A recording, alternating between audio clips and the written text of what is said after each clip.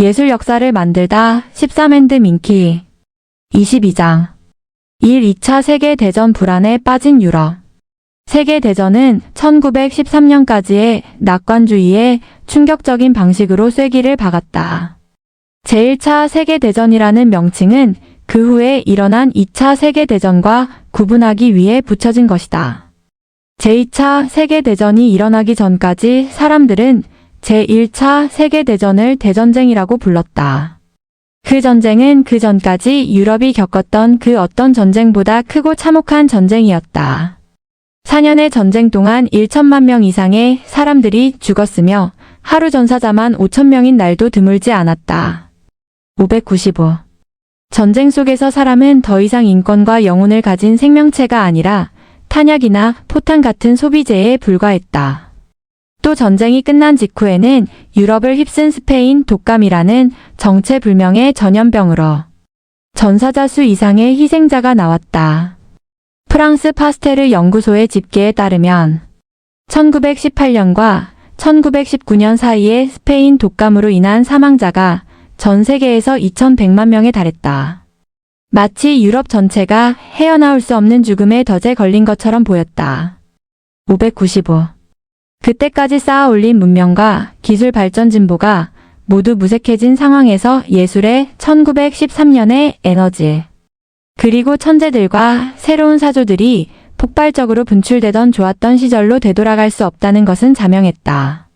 다시 올 수 없는 과거에 대한 그리움과 회한을 담은 벨 에포크라는 말이 그래서 생겨난 것이다. 1913년 강력한 몸짓과 원시적인 불협화음으로 죽음을 딛고선 탄생을 대담하게 춤추었던 봄의 제전은 이제 돌아올 수 없는 과거가 되어버렸다. 596. 그러나 전쟁의 양상은 영국, 프랑스, 러시아의 연합국과 독일, 오스트리아의 동맹국 간 대결로 확대되었다. 세력 확장을 노리던 독일이 동맹국인 오스트리아-헝가리 제국의 편을 들며 프랑스를 침공했기 때문이다. 프랑스로 진군하는 길에 독일은 중립국인 벨기에를 침략했고, 전통적으로 벨기에와 밀접한 관계를 맺고 있던 영국은 곧 독일에 선전포고를 했다. 영국의 독일에 대한 선전포고는 영국에게 아프리카와 지중해의 식민지를 빼앗긴 오스만 제국이 독일 편에 서는 결과를 가져왔다. 러시아 역시 영국 편을 들며 전쟁에 가담했다. 이탈리아는 애초 독일 오스트리아-헝가리 제국과 동맹을 맺은 상태였으나 동맹을 깨고 연합국 측에 가담해 오스트리아-헝가리 제국을 침공했다. 마침내 독일의 유보트 공격과 독일, 멕시코 사이의 밀약에 발끈한 미국이 1917년에 참전함으로써 전쟁은 세계대전으로 확대되었다. 596. 독일 군대의 진격은 프랑스 국경선 인근에서 저지되었고, 이내 전쟁은 독일 플랑드르 프랑스를 잇는 서부전선에서 벌어진 긴 참호전으로 이어졌다. 진흙탕으로 이루어져 겨울에도 얼지 않는 서부전선이 제1차 세계대전을 장기화시킨 주된 원인이었다. 전사자의 대다수는 이 참호전에서 목숨을 잃었다. 예를 들면 1916년 7월 11일 월까지 영국 프랑스 연합군과 독일군 사이에 벌어진 솜 전투에서 영국은 42만 명, 프랑스는 20만 명, 독일은 50만 명의 사상자를 냈다. 참호전의 사상자 수가 너무 많아서 1차 세계대전 막바지에는 만 16세부터 징병 대상이 되었다. 참호를 뚫고 상대 진지로 돌격하기 위해 처칠은 신무기인 탱크 개발에 박차를 가했다. 597. 긴 전쟁의 여파로 인해 여러 참전국 내부에서도 균열이 일어났다. 1917년에는 러시아에서 혁명이 일어나 로마노프 왕조가 붕괴되었으며, 같은 해 미국이 참전하면서 동맹국이었던 불가리아, 오스만 제국, 오스트리아가 차례로 항복했다. 마침내 독일 내부에서 폭동이 일어나 독일 제국의 황제였던 빌헬름 2세가 네덜란드로 망명하면서 독일 제국이 해체된다. 새롭게 들어선 바이마르 공화국이 1918년 11월 11일 연합국가 협상에 성공함으로써 만 4년 3개월의 전쟁이 막을 내렸다. 그러나 900만 명이 넘는 사상자를 낸 제1차 세계대전은 유럽은 물론 세계의 많은 국가들에게 돌이킬 수 없는 치명상을 입혔다. 독일 제국, 오스만 제국, 오스트리아-헝가리 제국은 패전에 책임을 지고 연합국에 의해 해체되었으며 러시아에서는 세계 최초의 공산주의 정권이 들어섰다. 오스트리아-헝가리 제국의 해체로 발칸반도와 동유럽에는 여러 독립 국가들이 생겨났다. 597. 전쟁이 일어난 이유 자체는 명백했지만 그것을 둘러싼 주변 배경은 그리 간단하지 않았다. 동유럽 특히 발칸반도를 둘러싼 민족주의 분쟁과 민족주의자들의 독립 요구를 대충 무마하려 했던 오스트리아 헝가리 제국의 애매한 태도가 하나의 원인을 제공했다. 또 한 가지는 통일된 지 얼마 되지 않은 상태에서 급속하게 산업 발전을 이룬 독일의 불안한 위치였다. 독일은 인접국가인 영국과 프랑스에 비하면 아시아와 아프리카를 차지하려는 식민지 경쟁에서 뒤처져 있었고 이런 열세를 유럽 내 영토 확장으로 만회하려 했다. 이런 상황에 얽혀서 20세기 초의 유럽은 당장이라도 터질 것 같은 긴장 상태에 빠져 있었다.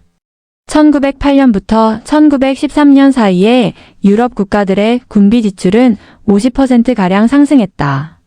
겉으로는 마냥 평화로워 보이지만 20세기 초반의 유럽 각국들, 특히 영국과 독일 사이에서는 일촉즉발의 긴장감이 감돌고 있었다.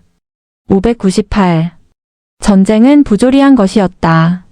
민족주의, 제국주의, 우생학 그 어떤 단어로도 전쟁을 정당화할 수는 없었다. 한때 열광적으로 전쟁을 찬양하던 이들은 문명의 발달이 극에 달한 순간 1600년대에 전쟁보다 더 참혹한 전쟁이 유럽에서 벌어졌다는 사실을 깨닫고 비로소 망연자실했다. 전쟁으로 인한 물적, 인적 자원의 부족이 심각해졌고 예술가들이 목격한 전쟁의 상황은 너무도 비참했다. 전쟁의 참혹함은 봄의 제전 안무가였던 니진스키를 비롯해 많은 예술가들의 목숨을 빼앗거나 미치게 만들었다. 600. 1917년과 1918년에 처음으로 실레는 가족이라는 주제를 다루기 시작했다. 이제 그는 젊은 부부와 넘치는 생명력으로 꾸물거리는 아기가 함께 있는 단란한 가정을 꿈꾸고 있었다. 구스타프 클림트가 타계한 빈에서 실레는 대표적인 화가로 부각되었다. 1917년 분리파 전시에서 대중은 실레의 그림에 열광했다. 전쟁이 끝나고 빈은 다시금 예술의 도시로 그 면모를 찾는가 싶었지만 종전과 함께 스페인 독감이 유럽을 덮쳤다. 1918년 10월에 임신 6개월의 에디트가 사망하고 사흘 후인 10월 31일에 실레 또한 30살이 채 되지 못한 나이로 그 뒤를 따라가고 말았다. 601. 두 번의 전쟁을 통해 샤갈은 첫 번째 조국인 러시아, 두 번째 조국인 프랑스를 모두 잃어야만 했다. 그러나 그 와중에도 샤갈의 작품은 꿈과 환상, 고향에 대한 향수를 따스하고 온화한 색채와 형상으로 묘사하고 있다. 고통과 슬픔은 종종 위대한 예술품 창작의 씨앗으로 작용한다. 샤갈이 겪어야 했던 한평생의 방랑과 잃어버린 고향에 대한 그리움이야말로 일생 동안 꺼지지 않고 타올랐던 그의 예술혼의 원료였던 셈이다. 600호. 프랑스 작곡가인 모리스 라벨은 자원 입대했던 전장에서 큰 충격을 받고 병에 걸린 채로 1916년에 파리로 돌아왔다. 이해의 어머니의 타계를 겪으면서 라벨은 전쟁의 충격에 더해 깊은 우울증에 빠지게 된다. 그를 구원한 것은 음악이었다. 바로크 댄스 음악에서 모티프를 얻은 몽고 쿠프랭의 무덤은 6개 악장이 각각 전쟁의 희생자들에게 헌정되었다. 라벨로서는 드물게 복잡하지 않고 순수하며 선명한 느낌을 주는 쿠프랭의 무덤은 현재 라벨의 대표작으로 널리 연주되고 있다. 전쟁과 사별이라는 고통이 작곡가의 영혼에 창작의 불을 지펴준 것이다. 종전 이후로 계속 불면증과 우울증과 싸워야 했던 라벨은 1차 세계대전 중 한팔을 잃은 피아니스트 파울 비트겐슈타인을 위해 왼손을 위한 협주곡을 작곡해 헌정하기도 했다. 606. 뛰어난 피아니스트이자 차이코프스키를 잇는 후기 낭만주의 작곡가였던 세르게이 라흐마니노프는 1917년 혁명 이후 망명의 길을 택했다. 몰락한 귀족 가문의 출신이었던 그는 사회주의적인 이상을 받아들이기 어려웠을 뿐 아니라 이미 피아니스트로서도 서방의 세계에서 큰 인기를 얻고 있었다. 그러나 망명 후 라흐마니노프의 삶은 그리 호락호락하지 않았다. 대공황의 여파로 전 재산을 날린 데다 고향을 떠나면서 새로운 곡에 대한 영감을 얻지 못해 작곡할 수도 없었다. 그는 유럽과 미국을 오가는 힘든 연주 여행을 하다가 2차 대전 와중인 1943년 객지인 캘리포니아에서 죽음을 맞았다. 그의 많은 곡들이 그러하듯 라흐마니노프의 삶은 격정적인 동시에 비극적인 드라마였다. 606. 사회주의 실현의 이상에 불탔던 드미트리 쇼스타코비치 역시 당국의 간섭을 피할 수 없었다. 그의 오페라 무젠스크의 맥베스 부인은 열렬한 대중의 환호를 받았음에도 불구하고 프라우다지에서 음악이 아니라 혼돈이라는 비판을 받은 후 관객이 급속히 줄어들었다. 영웅을 찬양하는 내용을 담은 교향곡 5번으로 인해 쇼스타코비치는 당국의 호감을 되찾는데 성공하지만 그의 작품은 점점 더 사상적인 가치보다는 개인의 감정을 토로하는 방향으로 향하게 된다. 쇼스타코비치의 음악이 정치적인 내용을 담고 있는가에 대한 판단은 섣불리 할 수 없다. 그는 구소련 체제에서 마지막까지 활동한 몇 안 되는 작곡가 중에 한 명이며 교향곡 11번, 12번 축전서곡 등 많은 작품들이 소련의 혁명을 기념하여 쓰였다. 그렇다고 해서 그의 음악을 정치적이라고 폄하할 수만은 없다. 2차 세계대전 후에 탄생한 가장 위대한 교향곡들의 작곡가가 쇼스타코비치라는 사실만은 분명하다. 608. 1차 세계대전이 끝난 후에도 예술가들은 모든 것을 파괴해버리는 전쟁의 흔적을 잊을 수 없었다. 전쟁은 이제 잊고 싶어도 잊히지 않는 낙인처럼 그들의 머릿속에 찍혀 있었다. 특히 화가들의 피해가 컸는데 그들은 전쟁의 상황을 생생하게 기록하기 위해 최전선으로 내몰린 경우가 많았기 때문이다. 마르크 마케 보초니, 산텔리아 등 많은 독일과 이탈리아 예술가들이 전사했고 키르이너와 카를로 카라는 정신병을 얻어 돌아왔다. 예술가들은 이 상황을 맨 정신으로 버텨나가기 위해 모든 것을, 심지어 자신들의 본업인 예술마저도 파괴하고 조롱하는 길을 택했다. 이 속에서 다다이즘이 태어났다. 608. 다다는 목마를 뜻하는 프랑스의 유아어로 이런 단어를 선택한 것 자체가 과거의 모든 예술적인 유산으로부터 스스로를 분리해 버리겠다는 극단적인 결단이었다. 다다이즘은 모든 것을 뒤죽박죽으로 만들고 조롱했다. 이 때문에 다다는 문학과 미술, 연극을 아우르는 광범위한 개념이면서도 회화에서는 특정한 양식을 확립하지 못했다. 다다이즘 자체가 무엇인가를 만든다기보다는 파괴하는 개념에 가까웠기 때문이다. 1918년에 다다 선언을 쓴 작가 트리스탄 차라는 예술은 아름다움을 추구해서는 안 된다. 아름다움은 죽었기 때문이다라고 말한다. 이는 누가 뭐래도 전쟁의 상흔에서 스스로를 보호하려는 예민한 예술가들의 절규에 가까운 선언이었다. 609.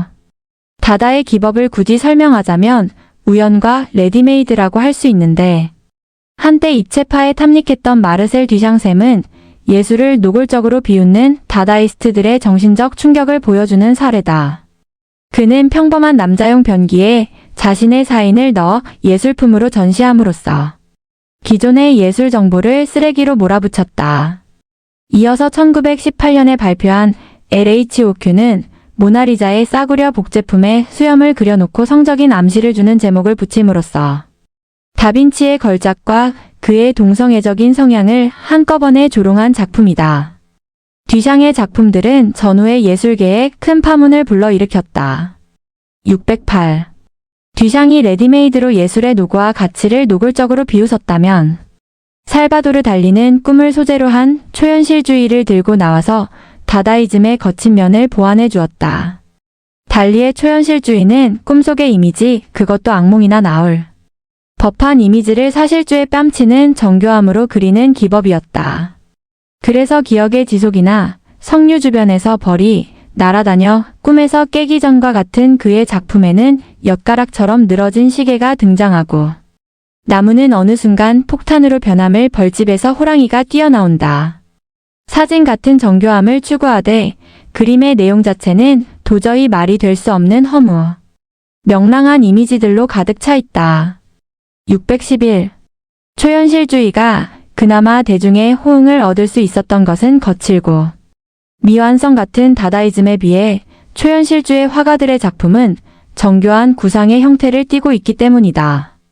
초현주주의가 그리려는 것은 무의식이었으나 그 무의식에 도달하는 과정은 과거의 예술가들 못지않게 논리적이고 철학적이었던 셈이다. 그래서 1938년에 달리를 만난 지그문트 프로이트는 초현실주의의 그림과 꿈 사이에 어떤 관계가 있는지 모르겠다고 냉정하게 말해서 화가를 몹시 실망시켰다. 610. 전후의 불안과 공포가 가장 짙게 드리워진 작품은 역시 독일에서 나올 수밖에 없었다. 다른 유럽의 예술가들이 어떤 방식으로 전쟁의 기억을 잊으려고 노력한 반면 막대한 배상금과 그로 인한 극심한 경제 불안에 시달리고 있었던 독일인들의 불안은 예술 자체에 숨김없이 드러났다. 1차 세계대전 후 독일은 빌헬름 2세가 패전의 책임을 지고 퇴위해서 바이마르 공화국이 수립된 상태였다. 그러나 독일에게 가혹한 배상금을 물린 평화협정에 대한 국내의 반발은 만만치 않았고 정권을 노리는 쿠데타와 좌우 입간의 폭력적인 분쟁이 끊임없이 일어났다. 대공황이 겹치면서 세계는 유례없는 경계 침체 속으로 빠져들어갔다. 미국만이 루즈벨트 대통령의 뉴딜 정책으로 대공황을 극복했을 뿐 유럽 각국은 경제적 타격에서 헤어나지 못했다. 613. 전쟁을 겪고 나서도 파리에 머물던 피카소는 독일의 표현주의 계열 작품들에 큰 관심을 기울이지 않았다. 그러나 고향 스페인의 내전 그리고 사회주의 정부를 지지한 바스크 지방의 게르니카에 대한 프랑코와 독일 공군의 무차별적인 공격은 피카소를 격렬한 분노로 밀어넣었다. 이미 프랑스로 이주한 지 30년이 넘었지만 피카소의 고향은 여전히 스페인이었다. 1937년 4월 26일 독일 공군의 폭격으로 빌바오 인근 게르니카에서 1645명의 민간인들이 학살을 당했다. 그러고는 5월 11일 피카소는 7M가 넘는 거대한 캔버스에 학살의 공포를 고발하는 그림 베르니카를 그리기 시작했다. 왜 피카소는 이 그림을 흑백으로 그렸을까? 아마도 독일 표현주의 화가들의 선동적인 색채가 학살의 본질을 고발하는데 불충분하다고 생각했을지도 모른다. 그는 일시적인 것이 아니라 영원히 사람들의 마음에 남을 학살과 공포와 불안의 원형을 창조하기를 원했다. 618. 1936년 3월 히틀러는 독일 내에 압도적인 지지를 등에 업고 라인강 서안의 라인란트를 전격적으로 점령했다. 그 다음에 스페인에는 좌익 공화정부와 프랑코의 우파 사이에 내전이 발생했고 이 와중에 100만 명이 넘는 희생자가 발생한다. 프랑코가 승리의 정권을 잡은 스페인 내전의 결과는 히틀러의 무모한 용기에 기름을 부은 격이 되었다. 1938년에 독일은 저항을 포기한 오스트리아와 체코슬로바키아와 합병했고 이어 1939년에 폴란드를 점령했다. 제1차 세계대전이 끝난 지 불과 20년 만에 세계는 또 다른 전쟁에 휘말렸다. 이번에는 일본과 미국까지 참전한 더 큰 규모의 전쟁이었다. 모든 것을 파괴하고 나서야 끝난 것 같은 긴 전쟁이 다시금 깊은 심연에서 깨어난 것이다. 619. 전쟁은 예술의 방향을 아니 예술 자체를 바꾸어 놓았다. 20세기의 이미지와 형상보다는 예술가, 개인의 관념과 철학이 더욱 중시되던 중에 전쟁이라는 반문명적 행위가 2번이나 더해짐으로써 예술가의 주관적 관념은 파괴적이고 부조리한 방향으로 치닫는 것이다. 결과적으로 현대의 예술은 대부분 일반 대중이 이해하기에는 지나치게 주관적이고 또 결코 고전 예술처럼 아름답거나 조화로운 모습이 아니다. 예술이 대중을 떠난 자리에는 재즈, 영화, 뮤지컬, 텔레비전과 같은 대중예술이 들어왔다. 621. 이것은 어찌 보면 참으로 기묘한 어긋남이다. 대중은 여전히 예술을 원하지만 예술은 더 이상 대중에게 친절하지 않다. 이제는 더 이상 하나의 사조나 양식이라는 것이 존재하지 않는다. 예술은 끊임없이 기존의 권위를 부정하고 새로움을 추구하며 그 새로움의 현대 사회의 불안과 위기감을 반영하고 있기 때문에 결코 아름답거나 조화롭지 못하다. 결과적으로 대중과 예술에 유리되어 그 사이의 간격이 점점 벌어지고 있는 것이 현대 예술의 모순된 양상이다. 621. 어떤 예술 작품은 우리에게 깊은 통찰을 전하거나 우리가 보면서도 미처 느끼지 못했던 자연의 아름다움을 일깨워주기도 한다. 또 어떤 경우 우리는 우리와 닮아있는 예술 작품에 강렬한 인상을 받기도 한다. 뭐니 해도 예술이 우리에게 주는 가장 큰 이익은 바로 치유와 자유에 있을 것이다. 삶에는 우리가 어찌할 수 없는 슬픔과 고통에 분명히 있다. 우리의 생명은 유한하고 그 유한한 삶에서 우리는 소중한 일을 잃거나 타인에 의해 고통을 받으며 때로는 가장 가까운 가족이나 벗이 주는 배신감으로 번민한다. 뛰어난 예술 작품은 바로 그러한 우리의 마음을 고요히 안아주며 감동을 통해 슬픔에서 벗어나 삶의 기쁨으로 접근하도록 도와준다. 행복한 사람은 일기를 쓰지 않듯이 만약 우리의 삶이 늘 평온하고 만족스럽기만 하다면 우리는 예술을 필요로 하지 않을 것이다. 예술을 통해 우리는 고통스럽고 슬픈 현실보다 더 아름다운 세계를 접하게 되며 벗어날 수 없는 현실의 고뇌와 슬픔에서 잠시나마 자유로워진다. 예술은 우리가 우리의 제한된 현실 속에서나마 자유와 기쁨을 얻을 수 있게 도와준다. 그것이 우리가 예술을 늘 바라보며 더 많은 예술 작품을 향유하려는 가장 근본적인 이유일 것이다. 623. 22장을 끝으로 예술 역사를 만들다 발췌를 마친다.